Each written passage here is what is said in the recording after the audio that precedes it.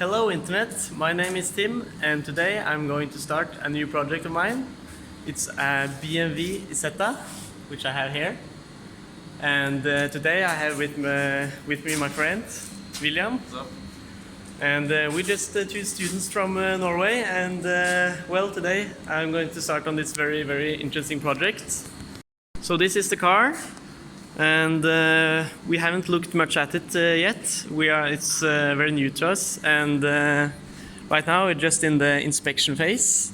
So we're just going to take you around and show you everything that we find and all the weird quirks and features that this car has. So this is obviously the door, which is one of the key features of the car, and it's really a very cool feature, if I had to say it. It's the steering wheel is coming out with the door, and it's room for two people. We can show you later. And it has a sunroof, and it's kind of dark in here, but you can see the gear lever here and the handbrakes and stuff. So a little bit of history on the car. It's actually my father's car. He owned it for many years. It's been in a barn for probably around the 70s to now. And well, it did have very cool barn find dust on it a few weeks ago. But now it's kind of clean, which is a shame because I should have filmed that and showed you guys. But yeah, it's probably going to be a fun progress. I'm going to try and make a good video blog for you and show you everything that I will encounter on the way. So what do you say, William? Are we going to try and sit in it? Yeah, sure. Yeah? Going in here now, real nice with the blitz in the face. Ah! Okay. Yeah. So we are inside the car, and we're trying to give you as much of a, what can I say, like a personal feel to this blog here. Okay, so here we are inside the car, and just flipped the camera on the phone now, so it's kind of dark, but you can see how very little room there is. We can try and open the sunroof. It's just a traditional kind of old school thing, quite easy to open, and it actually works. It's been probably the first time in many years it's been open. Can you do anything? It's kind of, yeah, it seems to. Yeah.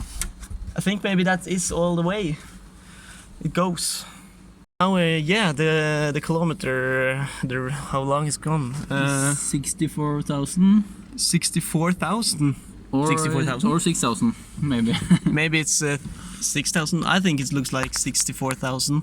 Yeah. That's actually pretty far for a little car like this, actually. Yeah. As far as I know, it's just a 300 cubic inch motorcycle, actually, because this was like a microcar made from Germany to kind of slip under some regulations, I think, that you don't have to take the driver's license for a car and stuff like that. And yeah, I don't know that much about the BMW Isetta history, but maybe I will get to know it a little bit better on the way and teach you guys what I know. But yeah, we're just figuring out how this car is, and the windows are really cool. They just slide like that. I think maybe my windows working too. How did you do it? Just pushing it like that? It's broken. It's broken? We are just taking you on the journey here, guys. Don't exactly know how everything works, but it's definitely a cool car. Doesn't have many options though. There's no air condition here, that's for sure. But this is what could this be? You know, this. Maybe it's the lights. Yeah, the lights, or maybe this window. You know what it is. I don't remember the name. Window wiper. If you're Norwegian, you would know. Windscreen wiper. Windscreen wiper. This is actually cool because this hanging right here, you can see it's a ice scrape, and it's actually kind of cool because it proves that this car was used in the winter That's what my dad told me. He used this a lot, even in the winter and stuff like that. So yeah, and you can see the original interior actually is below this one. I think that looks much nicer. It's dirty, but it will probably get to its original finish when it's done. Okay, so we just gone out of the car now, and gonna tell you a little bit about the plan for this car. So, like I said, I'm a student. I don't have much of time to use in this car, but it's gonna be like a weekend project, and maybe the plan at least is to make this car running within the year. It's not gonna get a very nice finish on like the chassis, but the frame and the engine and the gearbox is supposed to like be up and running and in good condition. So that's the plan, and we're going to show you now a little bit. We're going to inspect the engine now, try to take the engine cover off, which is here, and then we're going to show you how it looks. So this is the engine cover, and we just take a quick look at it, and it seems like it is some sort of key or something to open it, so we're going to try and figure it out. And yeah, we're just going to look for some tools right now. So this is our arsenal of tools, so we're going to try and see if this engine cover will open up. It's not in Morocco. Not in Morocco. Probably think we're going to end up with like a wrench or something. Ingen av de som passer. Nothing that fits. Yes. Yeah. So if there is anyone who actually knows anything about BMW Isettas, No. you're probably laughing at us because there's probably like a tool for this in the car somewhere, and we don't know where it is. But we're just going to do it this way now. I think if you use this, it will be easier.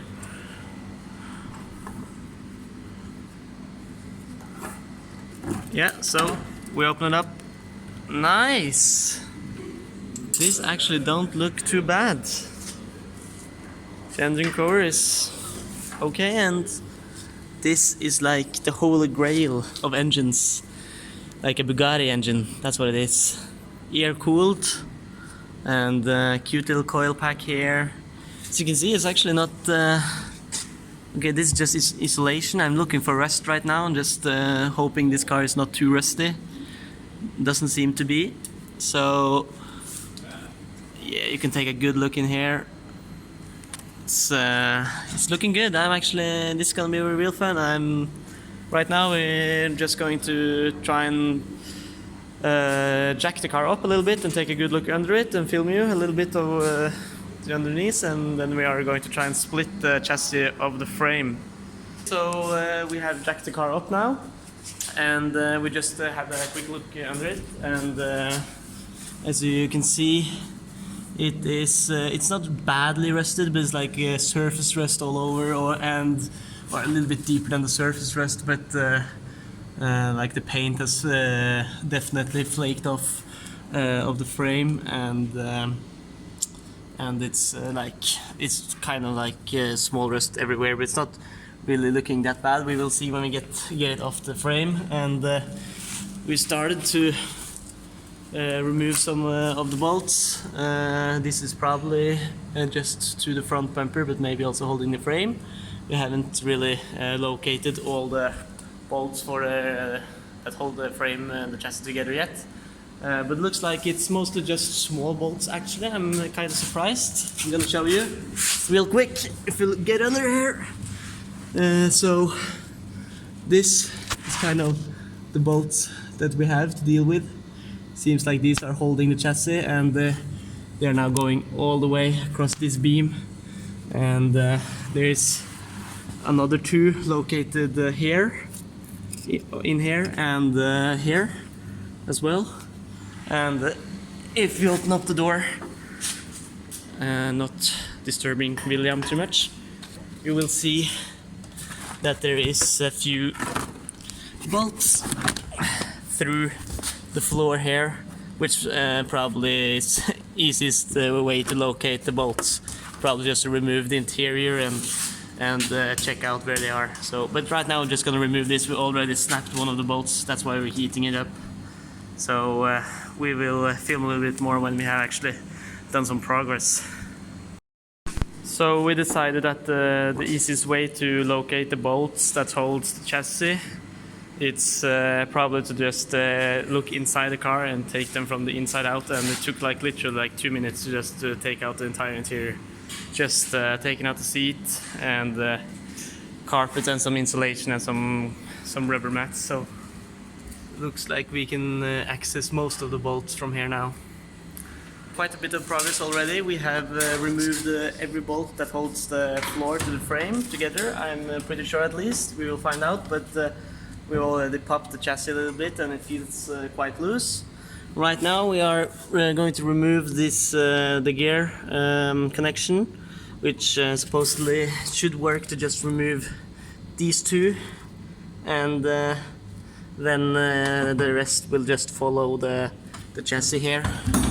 And these rods will stick to the frame and won't be in the way. We actually have to remove the steering wheel, which was just not that difficult actually. We just had to remove the wiring here so we could stretch it out, because after loosening 4 bolts holding this one to the floor, which you can see here, the 4 main bolts, it just as you can see inside here, it's like this screw mechanism, and it's kind of difficult to pull out, so you just have to get enough room and loosen all the wiring from like the dashboard here, and then you can just pull the entire thing out, and then this sits here and will just slide out when we take the chassis off. And William is now taking off the handbrake here. Yeah. And to do that he has to remove this little cover, and yeah, that's basically it. I think after removing the handbrake here and the gear lever and the fuel tank, also just cut the hoses and everything on that. It was really bad anyway, so you can see that well, it's badly corroded. I think maybe this fuel tank has to be changed. It's all loose in here, and yeah, there are some other wires going around in here, but yeah, these we definitely have to find out where it goes. I think maybe that's like the heater or something like that, so just remove those and I think we will be good. Also the exhaust is taken out as well.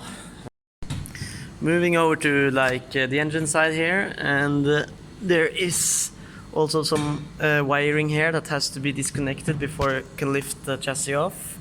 Just some 2 wires coming out of the chassis going over to the engine here. It looks like they are just earthed down. There's another yellow wiring going up to the coil, and there is a main ground here going into the chassis. I'm probably just going to take that off from inside the chassis. And then there is this vacuum hose. It looks like, no, that's actually, maybe it's a wire. Looks like a wire, yeah. So I think we remove this, and maybe it doesn't look like there is much left to be taken off, except for, yeah, those other kind of weird looking cable pipings that was inside the engine. So it's starting to get close now. Really cool, this car. But working on it now, looking at the chassis, it looks like it's not much the rust, but there is like some of the rust that's here. Maybe this, for example, could be quite severe on the inside, and like the flanges and stuff might be so corroded that I have to make new ones, and it may be very difficult. I'm not sure how difficult it is to get panels to this car. Here also there is some bad rusts, and yeah, probably the worst for me so far is on this side here. this is quite bad. Ooh, really bad. So going to be interesting trying to look up parts and look at the prices and see what's available or not.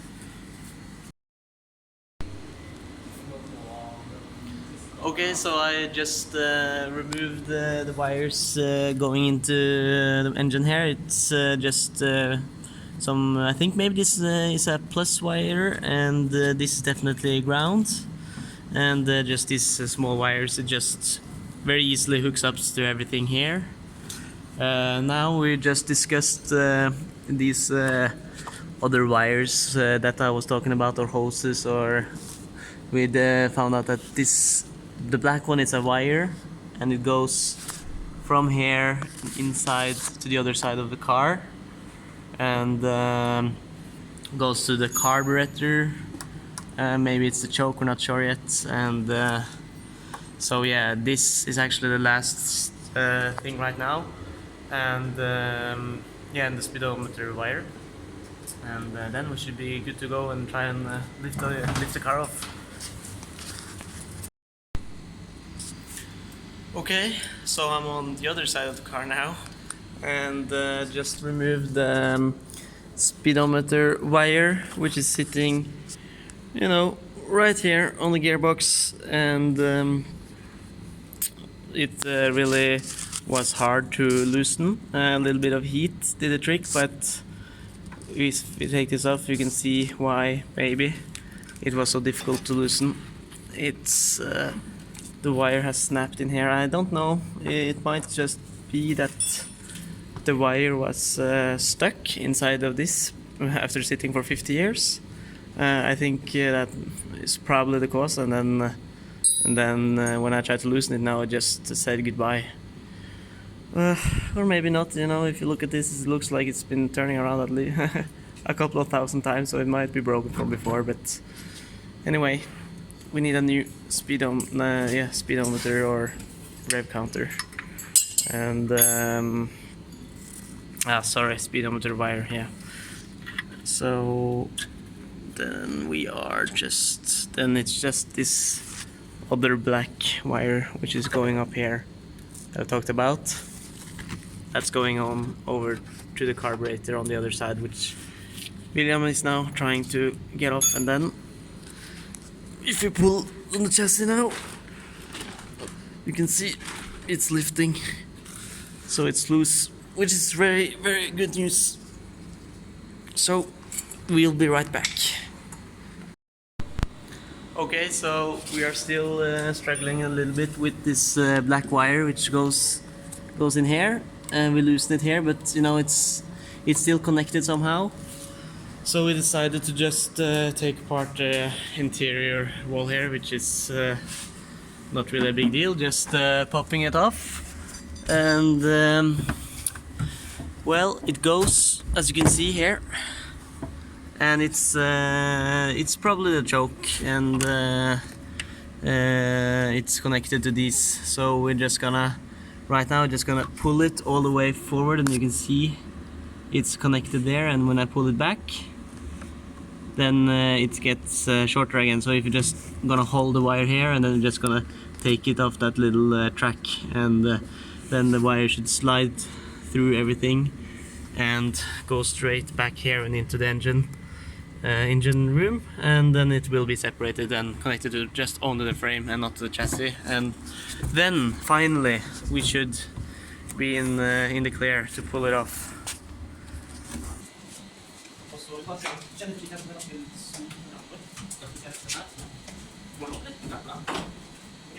Det er en gummipakning som henger med, så bare ta i så tror jeg den løsner.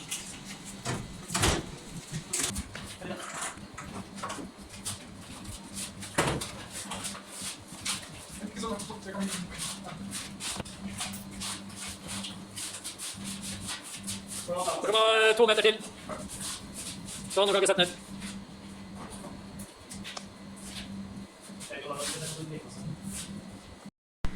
So finally we managed to get everything separated and lift the car off, and as you saw, we forgot to cut some braking hoses and some braking lines, But now finally the car is off the frame, and I can finally show you the frame a little bit. So it's not too complicated. It's really nothing, not much in the front. It's just you know, the mechanism for the clutch and the brake and the gas and the steering, and then we have this very small spring in here and some small towers for suspension. This my brake master cylinder has seen some better days, and this is sealed, so the engine is looking good, just a little bit dirty and everything, so it's going to get taken apart completely, getting a full overhaul. And we are going to change everything in the rear suspension as well. So that was the little bit about the frame. I'm going to go deeper into the detail about the frame and everything on it, and you know, everything that gets complicated and it's not easy to understand. The point of this blog and video, everything is just trying to help people who are interested in BMW Isettas, maybe restoring one, maybe fixing up one, to have an easier time when you meet stuff that's not going the way you thought it would go, like the little black wire that we struggle at least half an hour with. And if you just knew what to do, it would be easier. But you know, in the end, it was a quite an easy fix. Just much easier to remove it from inside the car and directly from the lever here, as I said before.